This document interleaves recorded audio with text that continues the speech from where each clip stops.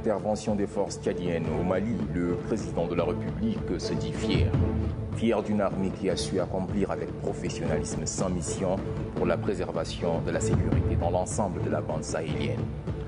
Pour s'assurer de la mise en application des orientations interministérielles relatives à la décentralisation, le chef du gouvernement a effectué une série de visites inopinées dans 2 arrondissements de la capitale ainsi qu'à la mairie de N'Djamena.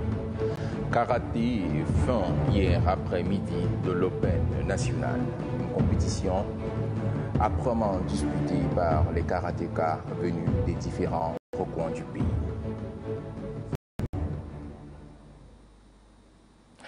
Bonsoir et bienvenue dans cette édition du journal. Lors de la conférence de presse animée par le chef de l'État à la veille de la célébration de la fête de l'indépendance, l'intervention de l'armée tchadienne au nord Mali a été aussi évoquée. Le président de la République, Idriss Déby Itno, se dit fier des Fatim. Un extrait de ses propos. Si nous avons été au Mali, c'est malgré nous. Si nous avons été en RCA, c'est malgré nous aussi. C'est malgré nous dans les 2 cas. Mais c'est pour la bonne cause. Ce n'est pas une aventure. Prenons le cas de la RCA. La crise de la République centrafricaine date de 1994.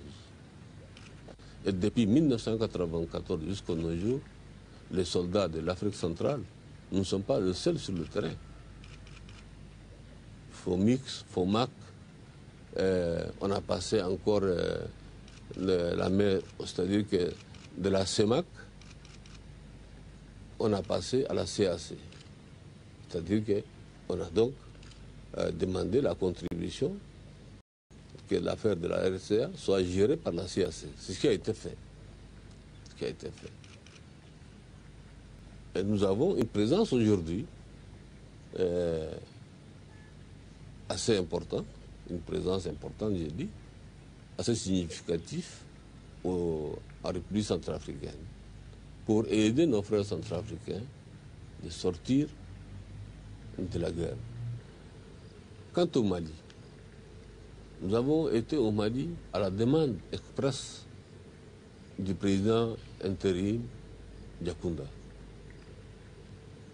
à la demande aussi de la France. Je vais vous dire une chose, en tant que soldat, je vais vous dire une chose.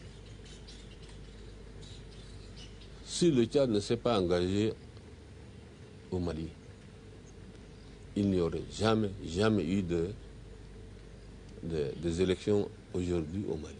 Jamais, je dis. Si les Tchadiens ne se sont pas engagés, ne se sont pas sacrifiés, il n'y aurait jamais eu, n'est-ce pas, une rencontre entre le gouvernement et le MNLA au Burkina Faso pour un dialogue. Je pense que la présence et l'action essentielle que le Tchad a supportée a été fondamentale, je dis bien fondamentale, pour la réussite de ce que la communauté internationale cherchait, c'est-à-dire organiser les élections, poursuivre le dialogue entre le MNLA et le gouvernement, unifier le Mali. Et nous sommes en plein nord depuis. On n'a pas bougé là où on est, dans le Tessali. Certes, on a réduit un peu l'effectif, mais nous gardons une présence dynamique encore là-bas. Dynamique. Donc ce n'est pas une aventure. Et l'histoire en parlera. L'histoire en parlera et le monde connaîtra, l'Afrique connaîtra, dira un jour peut-être que le rôle que les soldats tchadiens ont joué au Mali est un rôle de premier ordre. Et nous devrions être vraiment fiers de nos soldats, fiers du travail qu'ils ont fait. En tout cas, en tant que soldat, moi je suis fier de ces hommes-là, ceux qui se sont sacrifiés et ceux qui sont encore sur le terrain, aujourd'hui encore, pour aider nos frères maliens à parachever ce qui reste à faire, c'est-à-dire la stabilité et la réconciliation nationale et le développement. L'histoire dira un jour, le Tchad a raison.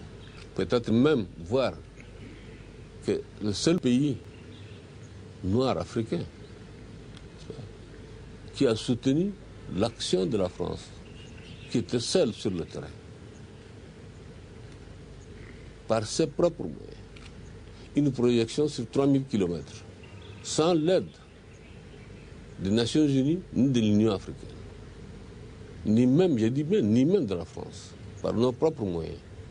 Une projection de 2400 hommes, de 3000 km, et accomplir, c'est ce que nous avions fait comme mission, en une semaine seulement, une situation qui devrait durer des années, si on avait laissé, les Tchadiens n'étaient pas partis, des années, par leur courage, par leur sens de sacrifice, n'est-ce pas, ils ont préservé aujourd'hui l'unité du Mali.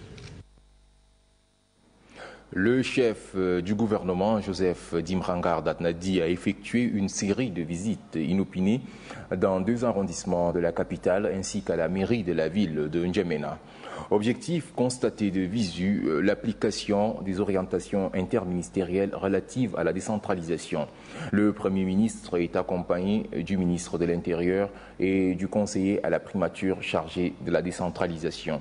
Ramadei Hassan. Le Premier ministre chef du gouvernement Joseph Dimrangar Datnadi a bouclé la visite inopinée qu'il a initiée depuis quelques jours dans les 10 communes d'arrondissement et la mairie centrale de N'Djamena. Le message a été le même, il faut prendre des initiatives pour améliorer les conditions de vie de vos populations. Il faut gérer dans la transparence les ressources mises à votre disposition. Vous êtes comptable devant l'État et vos électeurs. Vous devez appliquer la décentralisation, l'axe principal de la politique du président de la République Idriss Déby Itno. Tels sont entre autres les conseils prodigués par le Premier ministre chef du gouvernement dans toutes les étapes. Le chef du gouvernement a relevé, pour les déplorer, le refus délibéré de prendre fonction des représentants de l'État, c'est-à-dire les délégués du gouvernement auprès des communes. Excepté des délégués qui sont présents à leur poste, les autres se sont inscrits aux abonnés absents. S'ils ne regagnent pas leur poste, ils seront considérés comme démissionnaires, a martelé le ministre de l'Intérieur et de la Sécurité publique, Tchonaï Elimi Hassan, donc un homme averti en vaut deux, dit un dicton. Les maires ont saisi cette occasion pour présenter les différents taxes que leurs services ont émises ainsi que leur budget de fonctionnement pour l'année en cours au Premier ministre, qui les a félicités et encouragés avant de déclarer qu'ils sont sur la bonne voie. À la mairie centrale, le chef du gouvernement s'est longuement apaisanti sur le concept de la décentralisation que les bourgmestres peinent à mettre en application. Pour le chef du gouvernement, la ville de N'Djamena doit être le laboratoire pour permettre d'aller sur de bonnes bases en matière de décentralisation. Selon le Premier ministre Joseph Dimrangar Datnadi, ce n'est plus la gestion verticale mais plutôt horizontale. Il a aussi insisté sur les fiscalités locales qui peuvent leur permettre de fonctionner. Avant de quitter la mairie centrale, le chef du gouvernement est allé saluer les conseillers municipaux en session dans la salle de réunion de la mairie. Au terme de cette série de visites, le Premier ministre s'est dit satisfait de l'ambiance et de l'engouement dans lesquels les services des mairies, des communes, d'arrondissement fonctionnent. Un extrait de ses propos. Les gens qui ne comprennent pas répandent de fausses rumeurs, disent des choses qu'ils ne comprennent pas eux-mêmes. Mais toutes les 11 municipalités que j'ai visitées, les gens comprennent ça. Et vraiment, c'est un signe très encourageant. C'est vraiment très encourageant. Ce qui me reste à faire, c'est de les aider, mais pas en discours. Les discours, on en a assez fait. Il faudrait que l'État apporte les moyens qu'il faut et c'est ce qui va être fait puisque dans toute décentralisation, la collectivité elle-même ne suffit pas. Il faut que l'État apporte des ressources et des mécanismes juridiques sont prévus pour aider ces communes-là à aller de l'avant. Si vous me permettez, le but de la visite, c'était aussi de vérifier un peu une politique que nous avons proposée à l'Assemblée nationale, puis s'en arrêter en termes de coup de fouet qu'il faut donner à la décentralisation en termes de politique que nous avons choisi d'appliquer.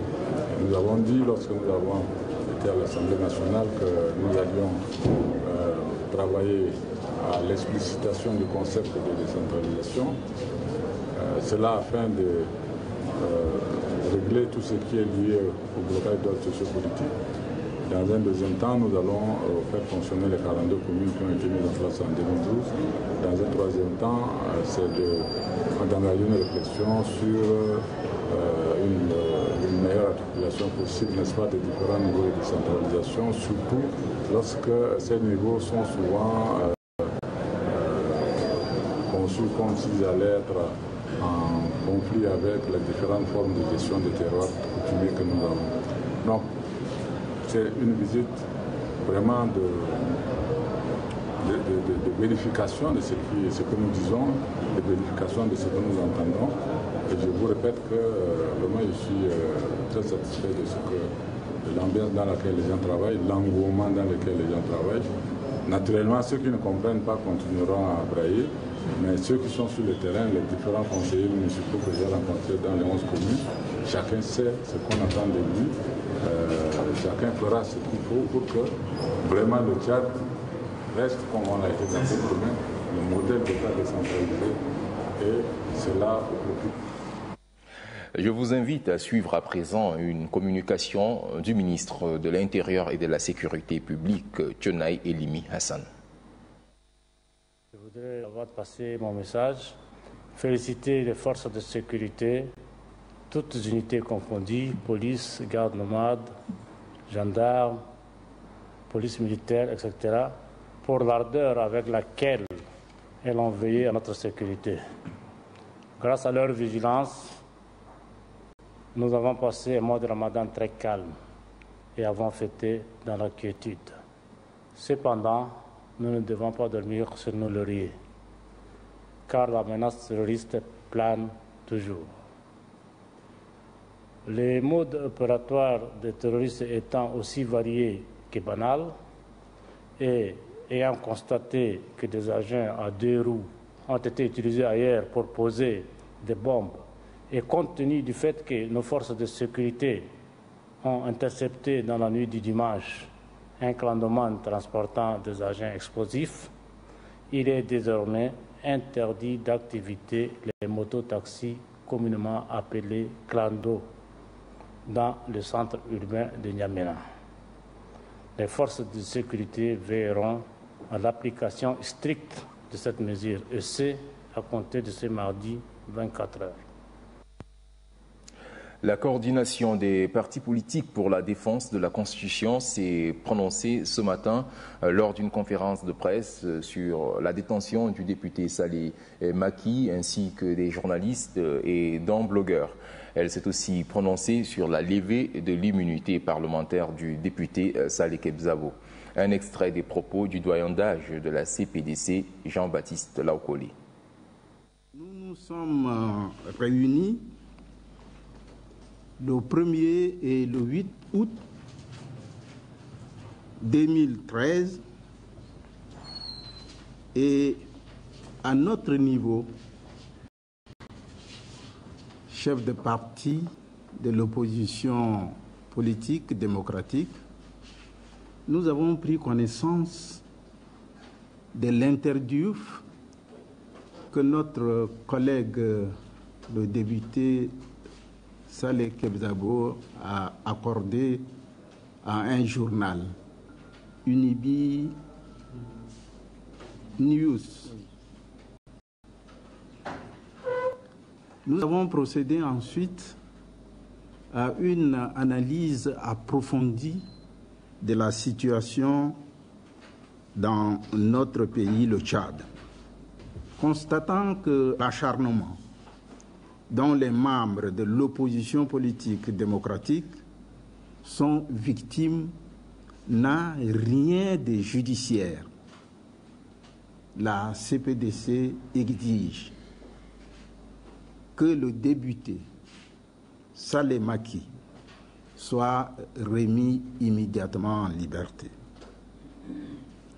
que la liberté d'expression garantie tant aux acteurs politiques qu'aux citoyens soit respectée par le pouvoir, que cesse le harcèlement judiciaire contre les hommes politiques et journalistes tchadiens. Que l'Assemblée nationale déclare irrecevable la demande de lever de l'immunité parlementaire du député C. Kabo. Apporter une invitation au président de l'Assemblée nationale du Tchad d'entrer part à la prochaine session budgétaire du Parlement nigérien. Le 4e vice-président du Parlement nigérien a aussi visité le lac Tchad. C'est sur invitation de son homologue, le 4e vice-président de l'Assemblée nationale du Tchad. Le groupe d'amitié des députés Tchad-Niger les a accompagnés dans cette visite qui les a conduits à Kinasrom. Reportage Gandata Ouamia. Le 4e vice-président de l'Assemblée nationale du Niger, Mohamed Ouar, entre pour la première fois en contact avec les eaux du lac Tchad.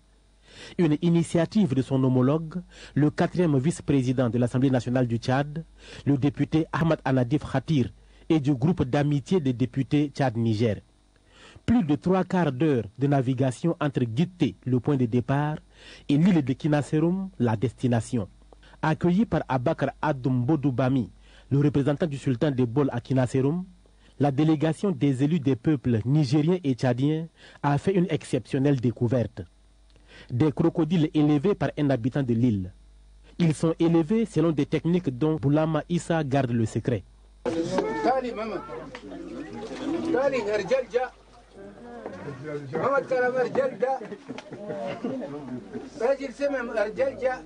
Cette première visite du 4e vice-président du Parlement nigérien a permis une découverte du lac Tchad dans sa diversité. À première vue, il faut dire que je suis un peu surpris, parce qu'au départ, comme on nous racontait par médias interposés occidentaux que le lac Tchad a disparu, je pensais à retrouver une petite portion, juste une mare, mais pas en tout cas un cours d'eau aussi merveilleux que celui-là, avec une diversité biologique extraordinaire. Ça veut dire que vraiment le lac Tchad, vivement, doit recouvrer son lit initial. Vivement, tous les projets que les différents États au niveau de la CBLT sont en train de concevoir, vivement que ces projets soient mis en œuvre. La sauvegarde de cette richesse transfrontalière et la question de sa prochaine inscription sur le site du patrimoine mondial de l'UNESCO demeure une préoccupation constante des parlementaires. Le Niger, comme le Tchad, comme les autres pays membres de la CBLT, se doit effectivement de promouvoir le lac Tchad, inscrit le lac Tchad comme patrimoine mondial. Et je pense que ce n'est que justice rendue à tous les pays qui ont le lac Tchad en partage. Effectivement, comme vous l'avez dit, de 25 000 km², on se retrouve à 2500 km. Ça veut dire que les effets conjugués du climat, de l'avancée du désert, du flux, du boom démographique au niveau des différents États ont fait qu'aujourd'hui, nous assistons à une portion congrue de ce lac. Et vous savez que les différents chefs d'État sont en train de travailler d'arrache-pied pour concevoir un certain nombre de projets, notamment le reversement des eaux de l'Oubangui Chari dans le lac Tchad pour que vraiment toutes les populations riveraines du lit initial continuent à vivre comme de par le passé. Pour le 4e vice-président de l'Assemblée nationale nigérienne, son pays apportera tout le soutien et la contribution nécessaire pour la sauvegarde du lac Tchad menacé de disparition. Protection de l'environnement toujours, le gouvernement appelle les opérateurs économiques à plus d'implication dans la protection de l'écosystème. Un message véhiculé par le ministère de l'Environnement et des Ressources halieutiques. Une rencontre d'information se déroule depuis ce matin dans un hôtel de la capitale. Katnouba Théophile. Impliquer de manière officielle les partenaires au développement, notamment les opérateurs économiques dans la lutte pour la protection de l'environnement. Tel est l'objectif de cette rencontre placée sous le thème « Ensemble pour mieux préserver et valoriser notre environnement ». Rencontre au cours de laquelle le ministre de l'Environnement et des Ressources halieutiques, Mamad Issa Alikimi, et son staff ont présenté à l'assistance le plan d'action prioritaire de protection de l'environnement. Ce plan d'action de partenariat pour la communication sur l'action environnementale au Tchad s'articule sur 3 supports, à savoir un spot publicitaire intitulé « 1 minute pour l'environnement », Tchad Environnement, qui est un bimestriel, et le site internet de l'environnement. Ces paquets de communication permettra à travers ces objectifs de sensibiliser et d'éduquer la population sur la fragilité de notre environnement et ses composantes l'exploitation durable de nos ressources naturelles, les devoirs de conservation des ressources naturelles, les risques environnementaux auxquels elle est confrontée et comment peut-elle les maîtriser. Je suis convaincu que vous partagez les préoccupations environnementales du Tchad. Vos contributions nous permettront de vulgariser l'action environnementale, d'informer, d'éduquer et de conscientiser la population tchadienne sur la préservation et la valorisation de nos immenses ressources naturelles. Le ministre de l'Environnement et des Ressources halieutiques, Mamad Issa Alikimi, de préciser que ce plan d'action prioritaire, qui s'étale sur la période allant de 2013 à 2015, vise à accroître l'audience, de fidéliser les internautes autour de la question de l'environnement. Plus d'une dizaine d'enseignants de l'école normale d'administration et de magistrature suivent depuis ce matin une formation sur des nouvelles techniques pédagogiques. Une formation initiée par le projet d'appui à la formation des agents de l'administration publique du Tchad. Estelle Abdelkader. Le corps professoral de l'École nationale d'administration et de la magistrature ENAM améliore ses techniques de transmission des connaissances aux élèves. Un vaste programme de formation s'avère indispensable pour pallier aux maux qui minent cette école professionnelle. La psychologie de l'adulte, quelques objectifs pédagogiques et techniques de transmission seront partagés à cette occasion par l'expert et les enseignants. Pour le directeur du projet d'appui à la formation des agents de l'administration public, cette formation n'est que le commencement des activités conjointes de l'ENAM et du PROFAT. L'objectif que nous recherchons à travers cette formation est de donner aux acteurs de l'éducation des adultes quelques principes de base et quelques repères méthodologiques pour leur permettre de réfléchir et d'agir dans le champ de la formation. Le directeur général de l'ENAM invite quant à lui les participants à suivre les enseignements avec assiduité. Je vous invite donc à tirer le plus grand avantage de la présence parmi vous d'un expert de plus haut niveau dans le domaine de la formation et spécifiquement dans la formation des adultes. Je suis persuadé que compte tenu de la pertinence des thèmes et de la qualité de communication programmée, les résultats de ces travaux seront à la hauteur de vos attentes. Cet atelier qui vise à renforcer considérablement les capacités des enseignants de l'ENAM va durer 5 jours. Venu apporter une invitation, je le disais tantôt, du président de l'Assemblée nationale du Tchad à prendre part à une session budgétaire, le 4e vice-président de l'Assemblée nigérien a eu à visiter le lac Tchad. Ce reportage signé Ganda Tarouhamia que vous avez suivi, vous l'aurez encore dans nos prochaines éditions. Un autre volet de l'actualité. À Moussoro, la célébration des 53 ans d'indépendance du Tchad a été marquée par une cérémonie de prise d'armes à la place publique. Saint-Iche Montard pour vous faire revivre les temps forts de cette cérémonie.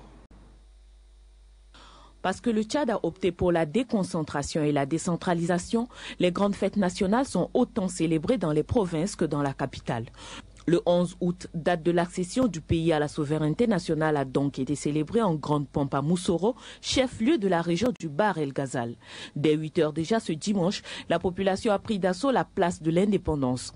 La tribune d'honneur également était bien garnie des autorités administratives, civiles, militaires, politiques et autres invités. Le passage en revue des troupes par le commandant de zone, le dépôt de gerbes de fleurs au monument aux morts en hommage aux martyrs du Tchad ont été les premiers moments forts de la cérémonie. Puis le gouverneur de la région du Bahr El Ghazal, le général de division Bayana Gosingar, a tenu à souligner le symbolisme de la cérémonie et les progrès notables faits par le Tchad. La célébration du 11 août ne pouvait se faire sans le traditionnel défilé militaire. C'est donc avec fierté que les différents corps de l'armée tchadienne représentés dans la région ont paradé devant invités et population. Les militants du MPS du département de Haraz al-Biyar ont organisé une manifestation pour la célébration des 53 ans d'indépendance du Tchad et l'an 2 du mandat du chef de l'État, un mandat placé sous le signe du développement du monde rural. Une manifestation riche en couleurs. Genpi Golmadingar Alice.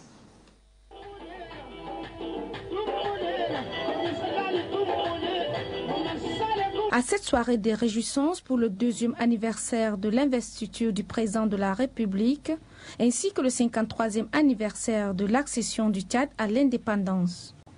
À travers cette soirée des réjouissances, les militants du MPS du département de Aras-Albiyar remercient le président de la République, Idriss Déby Itno, pour ses multiples réalisations. Le train de la Renaissance mis sur les rails par le président fondateur, le camarade Idriss Déby Itno à Hati, est sur le point d'amorcer sa vitesse de croisière. Nul n'a le droit de le rater et nous, les MPS, avons le grand devoir de le conduire à destination. Notre cher pays, le Tchad, est sur l'orbite du développement et est respecté, et ceci grâce au MPS. Les Hadjalamis comptaient parmi les régions potentiellement stratégiques sur lesquelles les plus hautes autorités du pays fondent leur politique de développement. Nous ne ferons rien pour décevoir la confiance placée à nous. Nous travaillons toujours dans l'esprit de traduire dans le fait le programme politique du président de la République. Les artistes et musiciens se sont relayés pour tenir en haleine le public.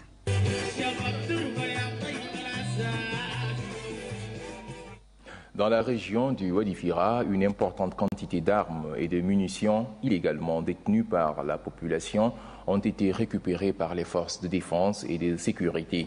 Elles ont été présentées hier au gouverneur de la région du Wadi-Fira, Mohamed Delio Tangal. Digbo Hubert. La lutte contre la détention illégale des armes enclenchées depuis lors par l'État tchadien continue à porter des fruits. Le dernier grand coup de filet en date est celui réussi par les éléments des forces de défense et de sécurité dans la région du Wadi-Fira. C'est là lors d'une opération de contrôle mixte diligentée dans toute la circonscription. Cette patrouille a mis la main sur plus de 90 armes et plusieurs munitions. Des armes détenues illégalement par certaines personnes et autres bandits connus. Saluant les efforts des éléments de défense et de sécurité, le gouverneur de Wadi-Fira a réaffirmé la détermination de l'État dont il est le représentant à bannir les vieilles mentalités. Il dit apporter tout son soutien aux forces de l'ordre pour garantir une paix durable dans sa circonscription. Cette opération de contrôle, ajoute Mohamed Delio Tangal, va se poursuivre dans toute la région afin de mettre la main sur toutes les armes non autorisées en circulation. Une mission qui ne saurait se concrétiser sans la contribution de la population, d'où l'appel du gouverneur à toute la population à jouer un rôle stratégique en dénonçant les présumés coupables. Les rideaux sont tombés hier sur l'Open de karaté, un championnat national organisé par la Fédération tchadienne de karaté. C'était une occasion pour certains karatékas de confirmer leur position, mais aussi une occasion pour découvrir des nouveaux talents. Innocent Kilayo.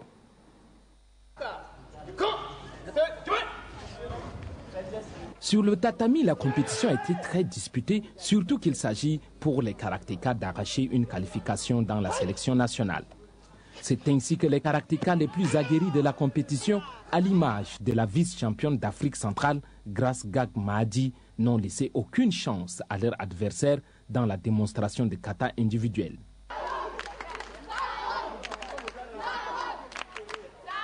Minganodi Frida, battue par la championne d'Afrique centrale, reconnaît les qualités de son adversaire.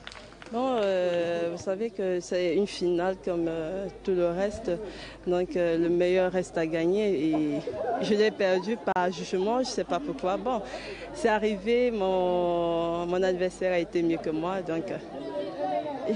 Chez les garçons, il y a eu également une bataille acharnée entre les compétiteurs. Pour le président de la Fédération tchadienne de karaté et discipline assimilée, le championnat Open est un baromètre pour tester le niveau des karatékas. Ils ont d'abord deux compétitions à préparer. Nous avons la compétition du Gabon, ça c'est pour l'Afrique centrale, et la compétition d'Afrique. Ils ont déjà l'expérience. Cette expérience, ils ont déjà gagné des médailles.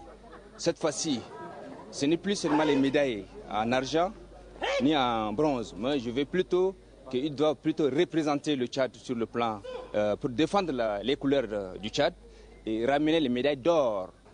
Comme la beauté du karaté se trouve dans le spectacle produit, même les plus petits ont fait découvrir leur talent. Ainsi naissent des vocations, ainsi s'annoncent aussi les futurs champions. Point final à cette édition.